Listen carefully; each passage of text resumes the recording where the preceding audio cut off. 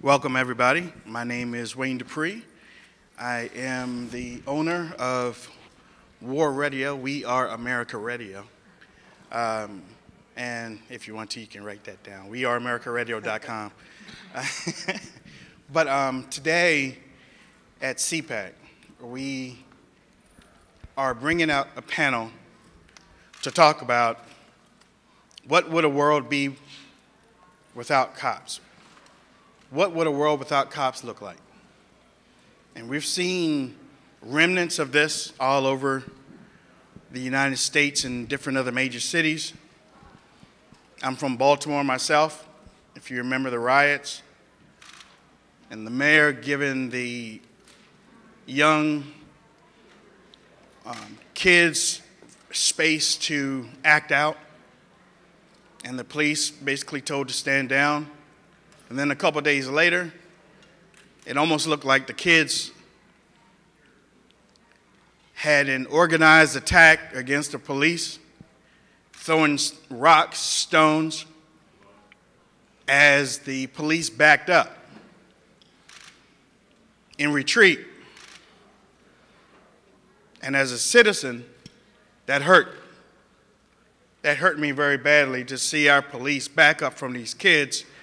And the kids felt like they had power. And that's something that I don't want my children watching on TV. So I had to talk to them. I had to talk to them and explain to them exactly what the right way to do and how to address different types of situations. I care about my kids, and I'm sure that and I know some of you, I have friends in here that have kids right now. I see you out there. I know you care about your kids, that you do the same thing. But we need law enforcement. No matter what the media says, no matter how the President of the United States does not recognize police, we need law enforcement. Because if not, this nation would fall into a place that is way beyond your imagination, that you would never, ever want to live in.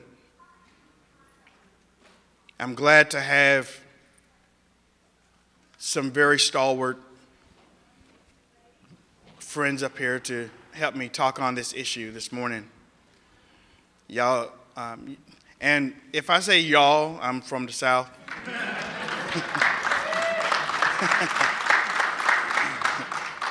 So I'm fixing to introduce my friends here on the panel. You know this great man that's sitting beside me. You've seen him on TV. You know what he stands for, and I'm glad that he is part of this panel. Sheriff Clark. Yes, sir.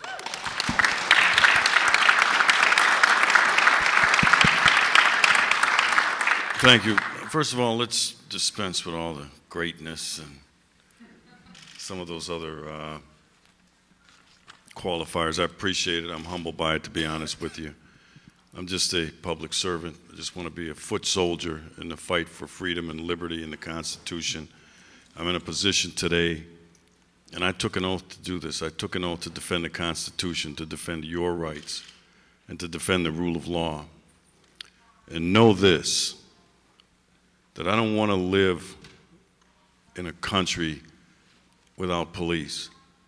And when I say that, don't look at it as where we would take police officers and take them out of the equations. We're seeing a country without police today. In the aftermath of Ferguson, Baltimore, New York, some other great cities. But I want to focus for a minute on Chicago. You want to talk about a world without police and what it would look like? First of all, we saw it in Baltimore, Maryland over Memorial Day weekend following the Baltimore riots.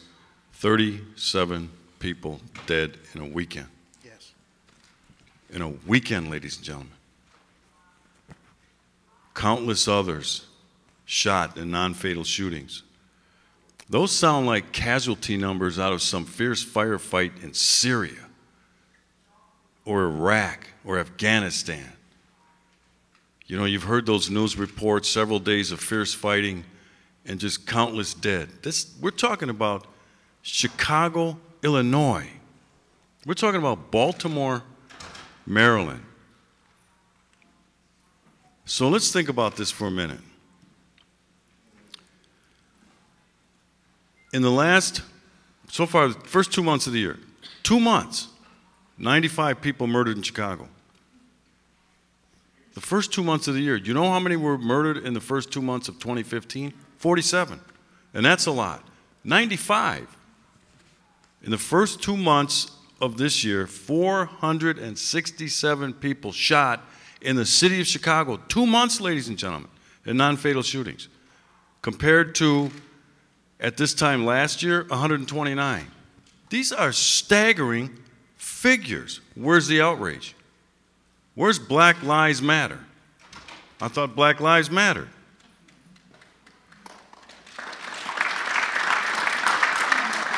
But let me quickly take you through what happens here.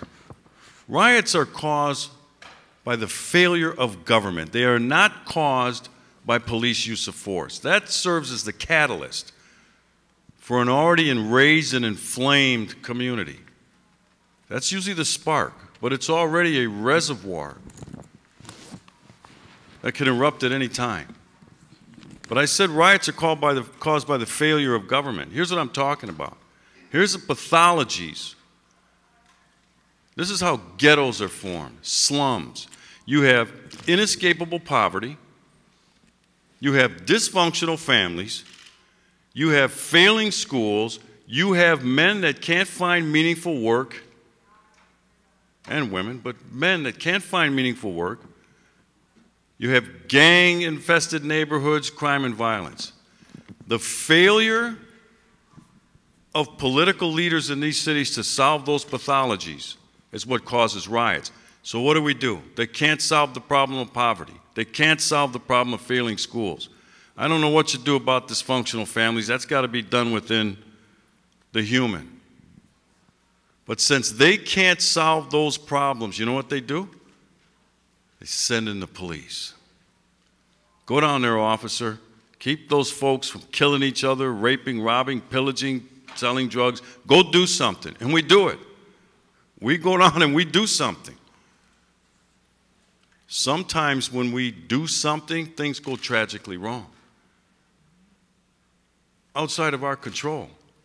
And then those same political leaders start looking at us and saying, what'd you do that for? Well, you said to go down there and straighten it out. We did. Well, why'd you arrest that man? Why did you do this? Why'd you have to shoot that individual? Because he attacked me, he tried to disarm me. Well, couldn't you have done something else? And I look and I go, couldn't you have done something else? Short of sending me down there. So I'm gonna cut off there and let these folks get in, but I'll have some more. I'll have a lot more to say about this in a little bit. Sheriff Clark. You know, back in the back room, I was speaking with with the next young lady that I'm getting ready to introduce, and I was letting her know that when I was growing up, my father was a pastor, my mom was a Sunday school superintendent, and they let us know from day one that if you see somebody in the neighborhood and they tell you to do something, that's me telling you to do something. So I lived the first part of my life afraid of almost everybody in the neighborhood, because if I didn't do something, they were going to come and knock on my mom and dad's door to let me know that I wasn't listening to an elder.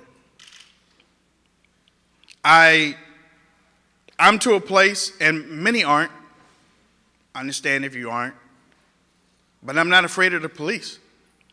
I'm a black man. I live in Baltimore. I used to drive from Baltimore to Virginia and Virginia to Baltimore every day to work.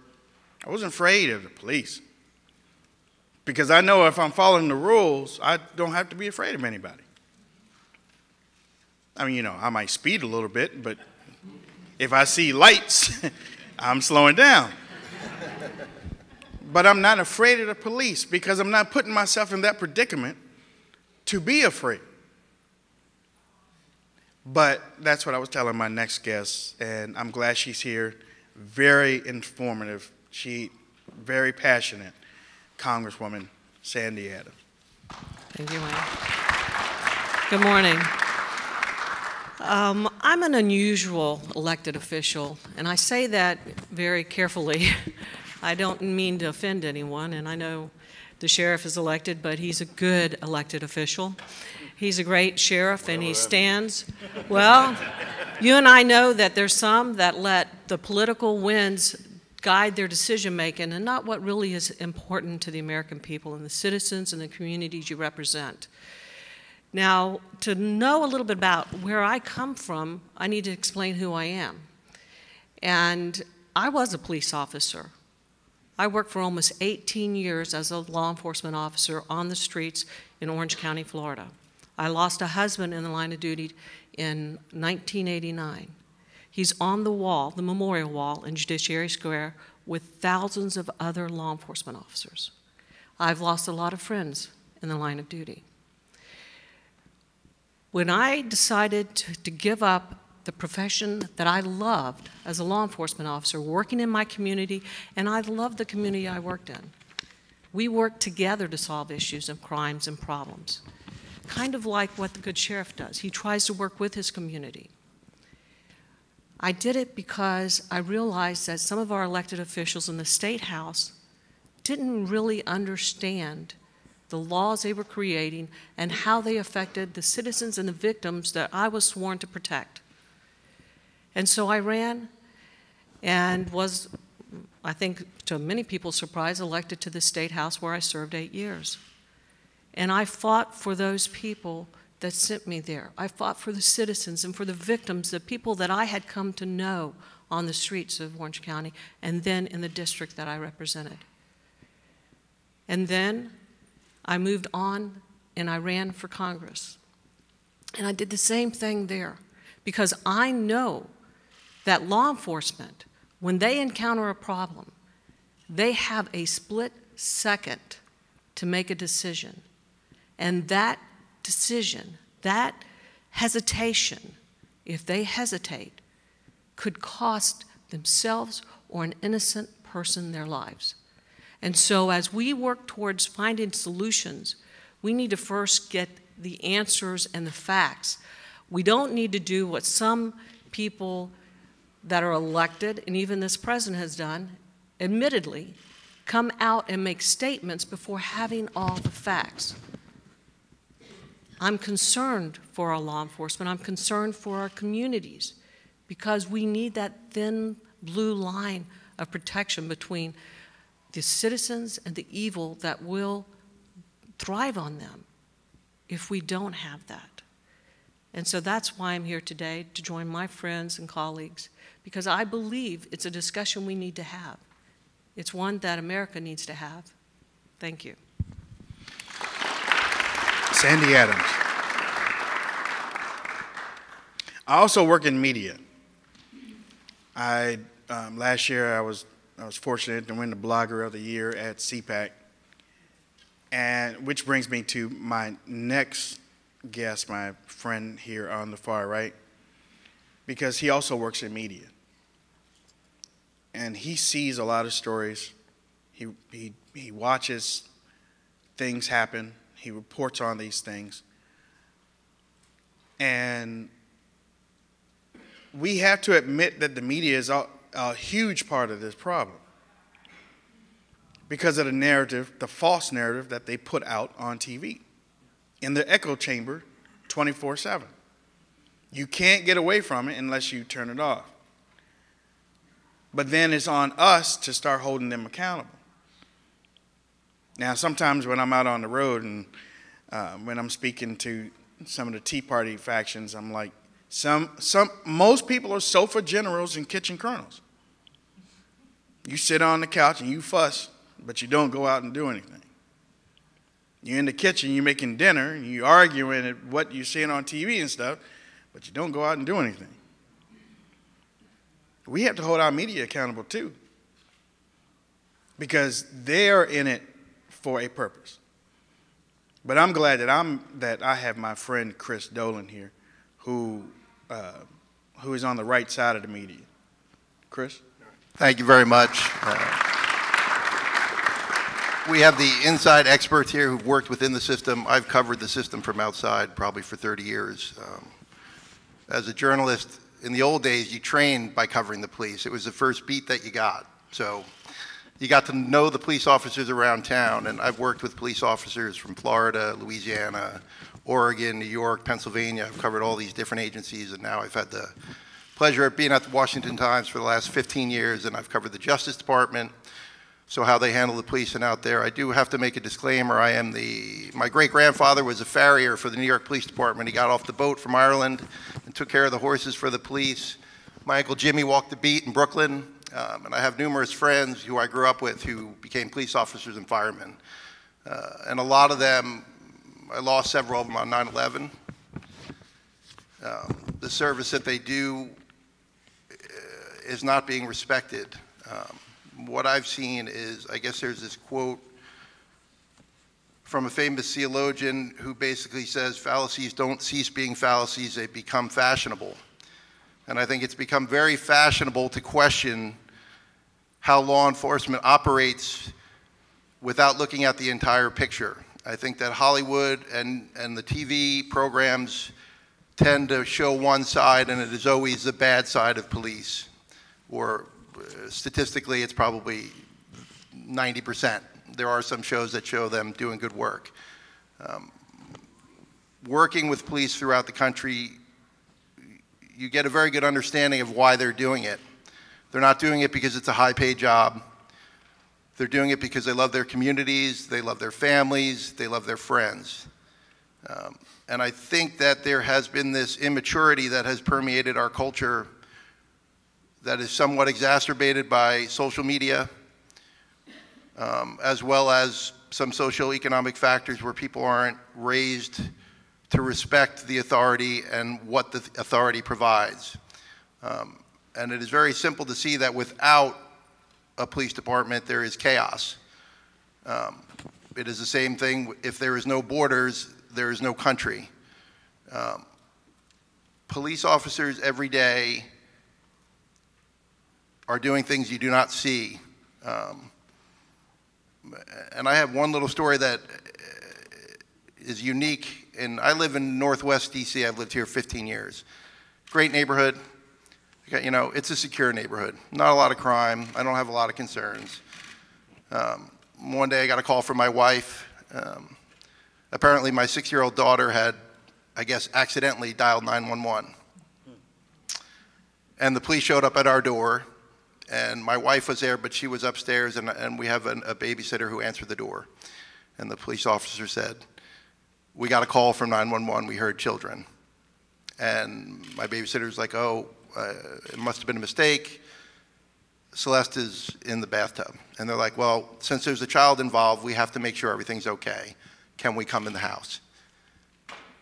And of course, my babysitter said, "Sure." And they're like, "We're gonna have to check on her." So they walked upstairs. They opened the bathroom door, and my 6-year-old daughter stood up in the tub naked and said, "Get out." But the two things I appreciate there the most is that the police took the time to check, and my daughter knew that it was probably improper for somebody to come into her bathroom.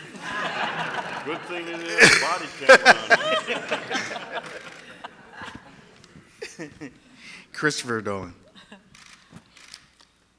Sheriff Clark, I'm gonna ask a couple of questions from our panel, and if we have any questions toward the end, we will allow some of you to ask some questions. Okay. Again, the name of the panel is "What Would a World Be Without Cops?"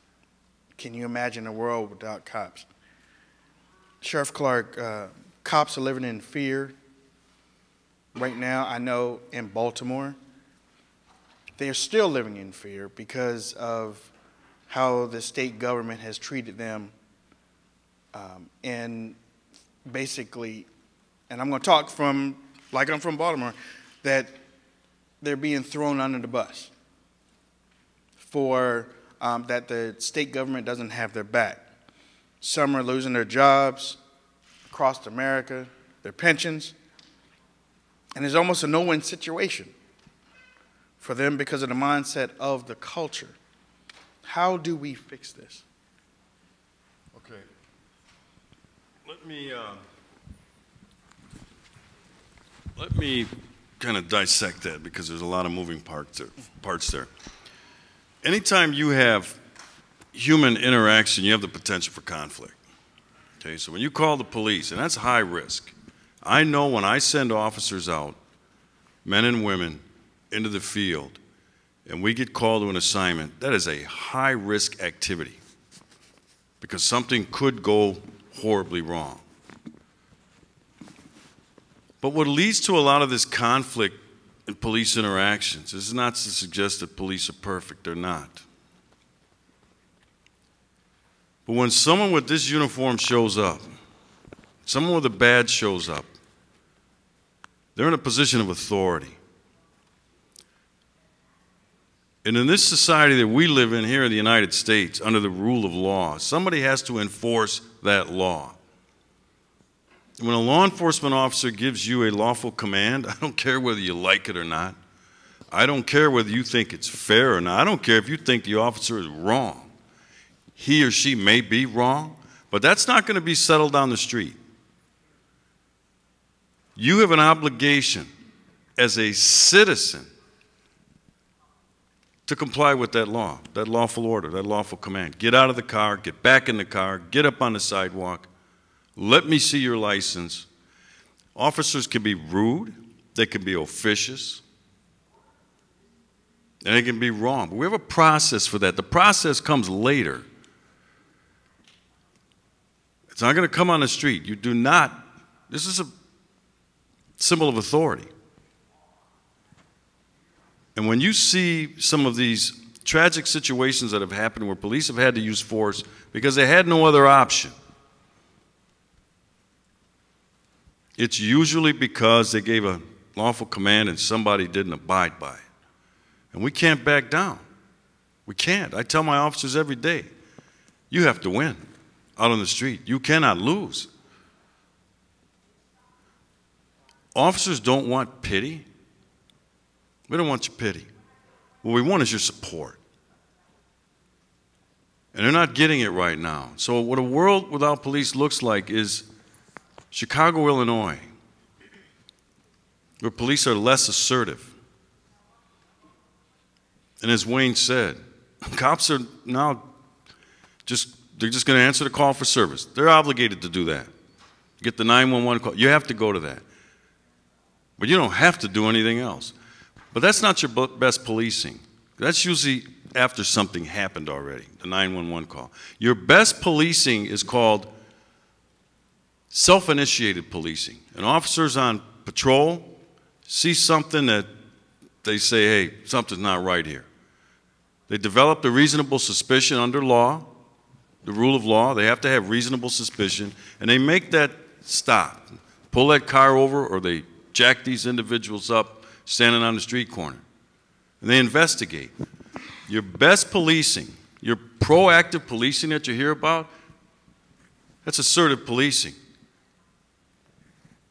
You're going to find people wanted on serious felony warrants. You're going to find people with dangerous narcotics. You're going to find people with guns possessed unlawfully. Many of these individuals by law cannot possess these firearms. You're going to find people on the way to or from a holdup or a drive-by shooting, on the way to it maybe, that you can interrupt. You can interrupt crime with self-initiated policing, assertive policing. When the cops back off, and we saw it in Alabama where a detective was beaten with his own firearm and didn't fight back because, and he said this, I didn't want to be the next Darren Wilson. He didn't want to be that household name. He took a severe beating over that because it's not worth it. So instead, the cops say, I'll just do what I have to do. I'll go to the 911 call, but nothing else, because I'm not going to put my career on the line. I'm not going to potentially end up on a memorial wall if it's not worth it. We didn't get into this to die, but we will if we have to. But we want to know it was worth it. We want to know what we leave behind, our children, to grow up without a father or a mother, our spouses. We want to know that it was worth it. That's all cops ask for, support. And the political class has been embarrassing, and that's what's different this time. This war on cops goes back to the 1960s. I did my research on this. I know who these subversive groups are, and I called them out 2 months after Ferguson. I said the war has been declared on the American police officers, and I called these people out for what they were. I said these are anarchists who are trying to destabilize our constitutionally developed government. I said these are cop haters, these are criminals. They're racialists. They stoke up racial animosity. That's who these people were. I called them subversives. And some people didn't like that. No, it's a peaceful protest movement. I said, no, it's not. I've seen this before. I know who they are. I know their tactics. These people promote violence and hate in the name of virtue. This is sickening. And somebody's got to fight back. And that's what I decided to do, to defend this profession that I've given 38 years of my life toward. And you folks don't owe me anything. You give me a paycheck every 2 weeks. That's enough. That's enough. But gosh darn it, if you want us to do this job, and it's very complex at times, because we live in an asymmetrical world. It's not linear. Just because I tell someone to put their hands behind their back doesn't mean they're going to do it. Then I got to say, well, now what do I do? And you got to do it fast. All we want to know is when things go tragically wrong, that we apply the rule of law to investigate that use of force, and not the emotional pleas of an angry mob that are looking for blood and want to hang some cop just for the heck of it. That's all we want, just political support. And the political class has not been there for us this time like they were in the 60s. And that's what makes this one different. Sandy.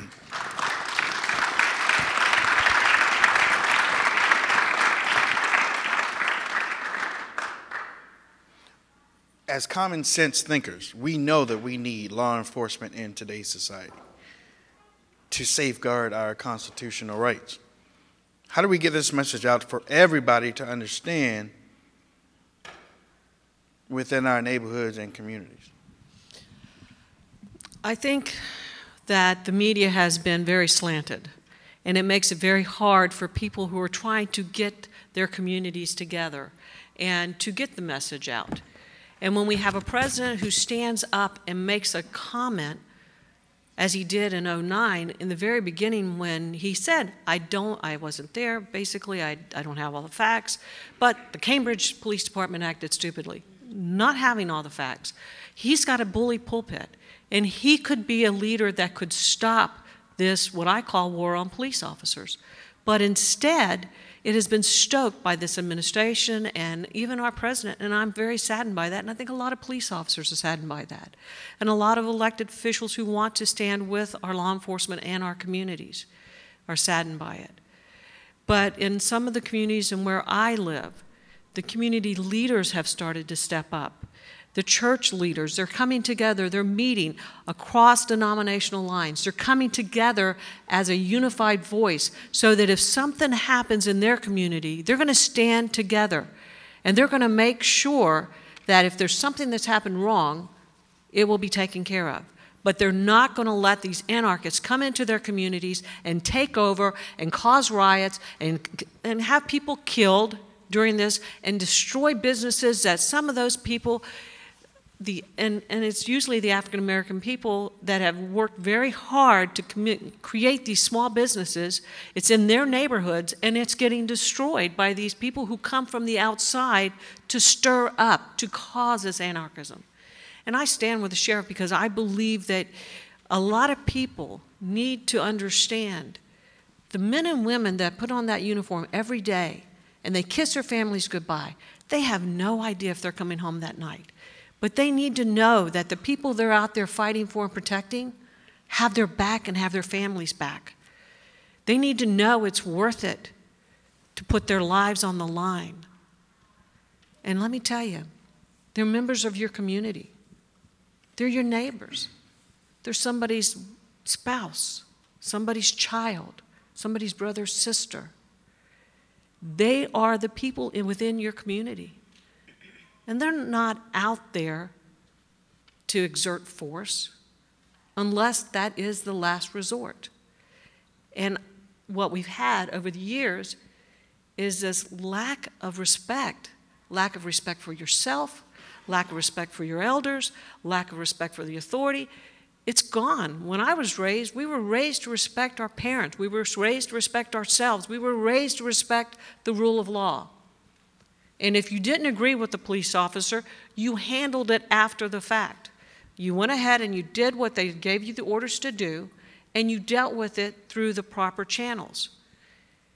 And today you see too many elected officials that are so worried about, well, if I don't stand, then this group's going to come and they're going to picket where I'm talking, or they're going to, work to get me out of office. Well, let them stand up for what is right and what you know is right.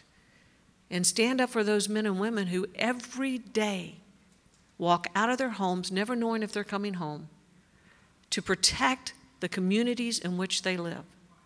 That's what they do. That's who they are. And they're only asking one thing, that their community stand with them if it does go bad. Because remember, it's easy to second-day quarterback something that you've never faced before. But when you're looking down the barrel of a rifle, as I have, and you're wondering, is he going to pull that trigger? You have a split second to make a decision. And that decision is going to affect you and possibly many innocent people around you. So it's very hard for law enforcement right now. I've had many men and women that I used to work with tell me they're getting out. The communities aren't with them like they were before. They're leaving because they know that there are elected officials that aren't willing to stand with them, even if they haven't done anything wrong. That's the sad part. Chris, both of us work in media.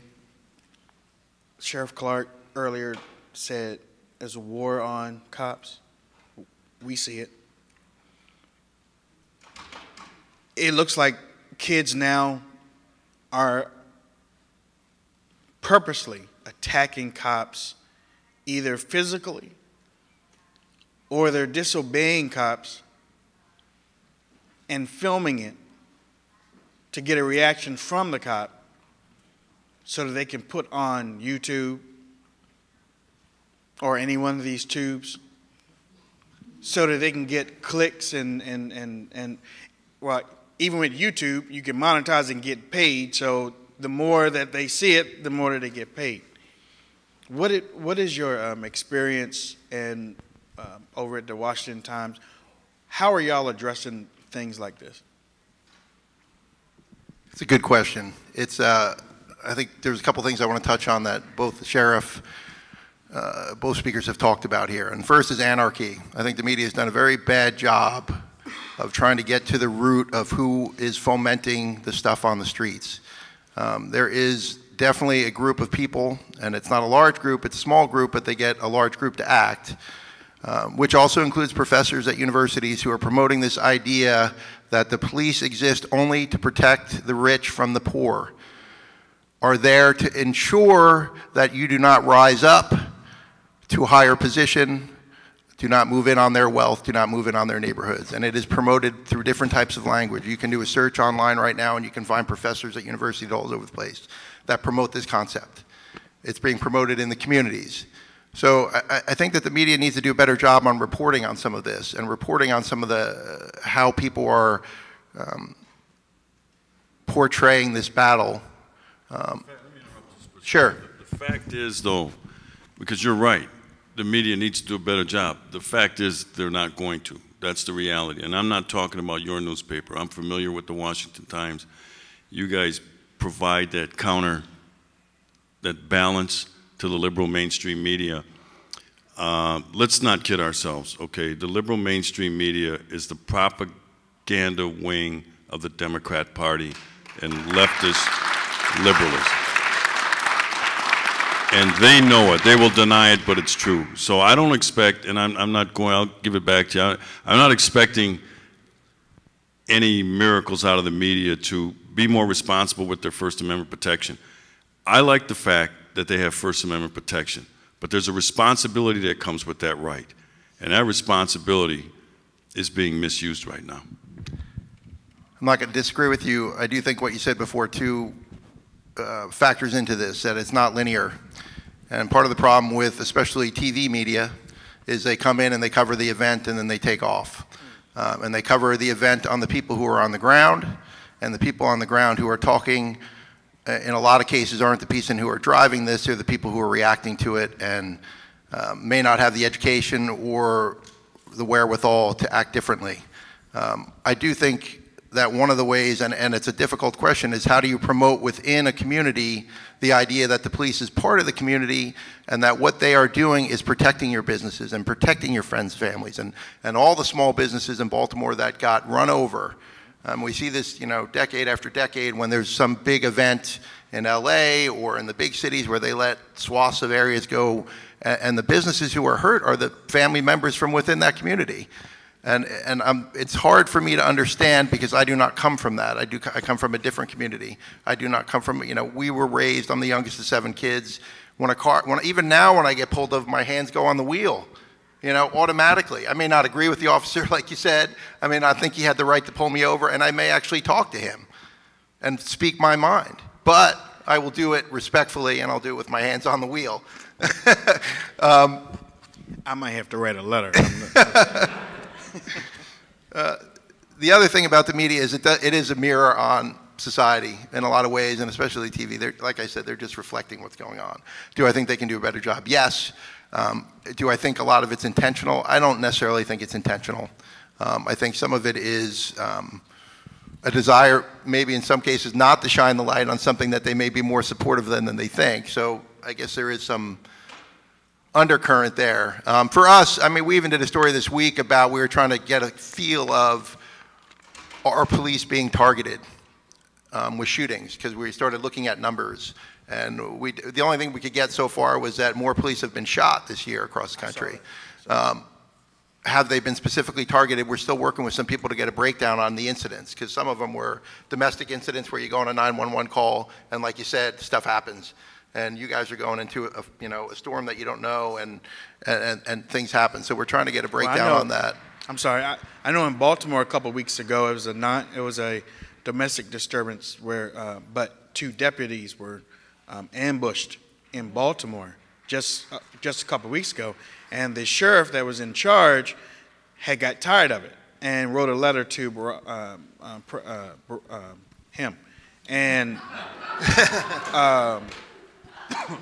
but he's almost out. So, but you know, he was tired because he was looking at the attacks on the police across the nation for over a year or so, and you don't see the guy in the White House saying anything, having a press conference to stand up with the police, and that filters down through the state side, where somebody with the people that are in Baltimore right now won't give support to the police officers.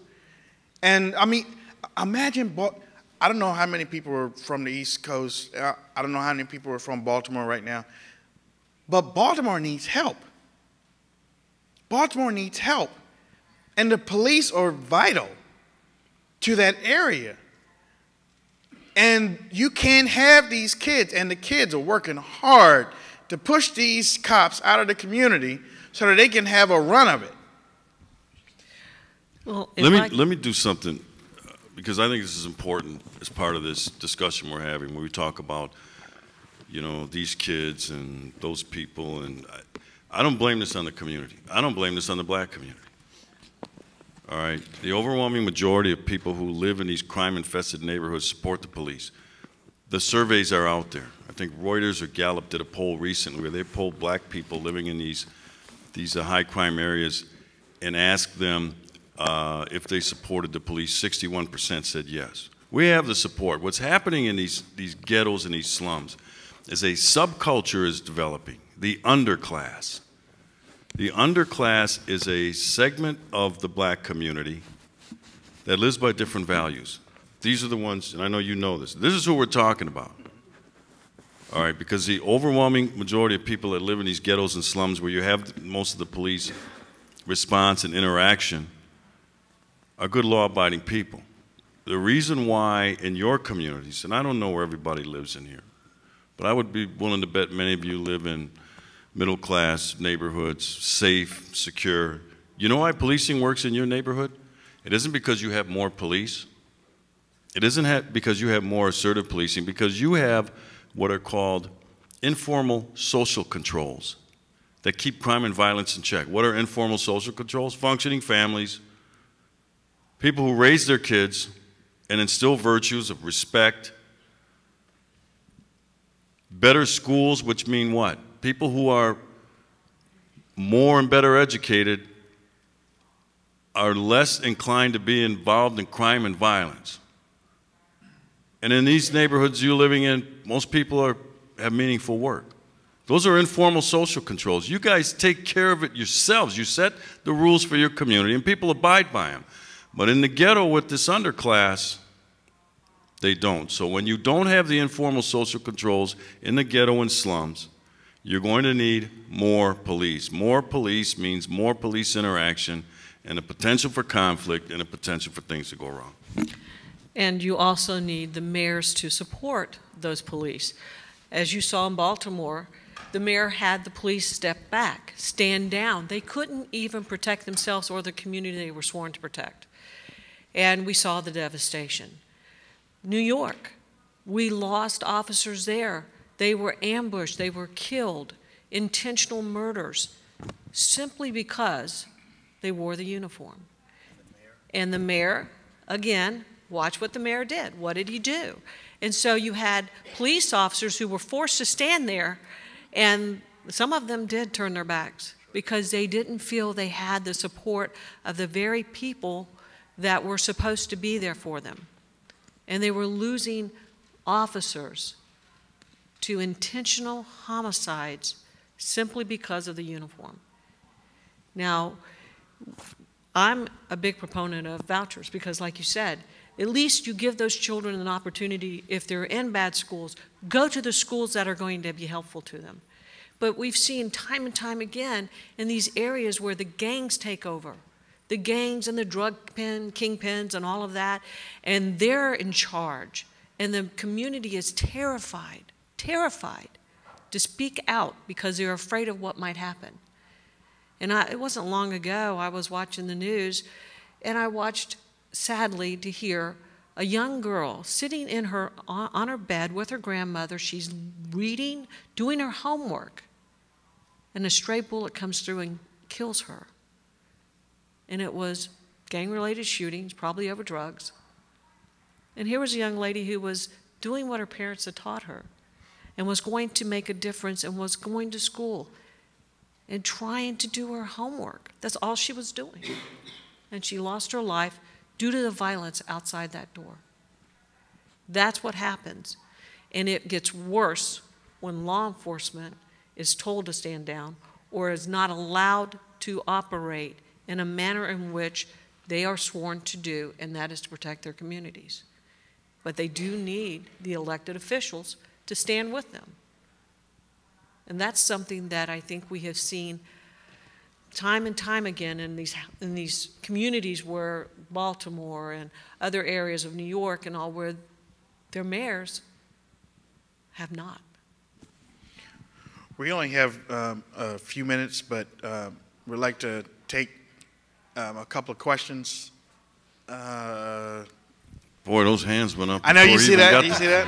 And we only have a few minutes, so I'm sorry. I really appreciate Thank you. My question today is that I see racial lines. No matter how we try to disperse it, racial lines are there in fear of cops to the black community. But there is another community that I deal with exclusively in New York, and that's the rich community, where they basically tell their children that you can create crimes and we'll get you off because of our money. And if you look through the country, most of our very violent crimes, mass shootings, are done by whites. Can you address that community also? I understand you have a problem with the poor black community, but we also have a problem with the rich white community. Could you address that? Well, you mentioned the racial lines. We're a race-obsessed culture. We're a race-obsessed country. We've always been, we're always going to be. All right, but you want to keep that thing down to a simmer and not at a boiling point. Now, what you're talking about really is a class distinction. When you talk about the rich communities, I don't deny that there may be some issues there. Okay, I don't deny that at all. I don't have all the answers, but the overwhelming majority of violence that occurred, we're talking about the violent crime. I'm not talking about the petty crime and whatnot, the nuisance, you know, vandalism, graffiti. I'm talking about violent crime. The overwhelming majority of that happens in these slums and ghettos, not in the white community. Right here. Yeah. So, how exactly do you go about fixing the problems that do exist in policing? War on drugs, we spend, $1 trillion or upwards of that. Policing crimes, which, for many drugs like marijuana, for example, there really is no victim. People are going to smoke no matter what, and if you have somebody growing a couple pot plants, for example, and they sell it to their friends, what good does it do to go in and throw those people in jail? And with police right now, there's a very high incidence of domestic violence as compared to the general population. So how do you go about fixing the structural problems, and how do you go about weeding out the bad apples in a job where there are people, I bet, who do apply just because it does give them authority? How do you weed those people out? Sandy. How do you fix the structural problems of the big government intruding into areas they should not be? Well, I think what you're saying is you have a legislative area on the one issue. You need to change the laws, because you have to remember, law enforcement officers are sworn to uphold the laws of their community and their state and on the federal side. So you're asking them to turn a blind eye to a law that's on the books. So what you have to do is you have to work legislatively to get that removed, if that's what you want to do. And I encourage people, if you find a piece of legislation, a law that you think is unfair or unjust, then you need to work through the legislative process to get it changed.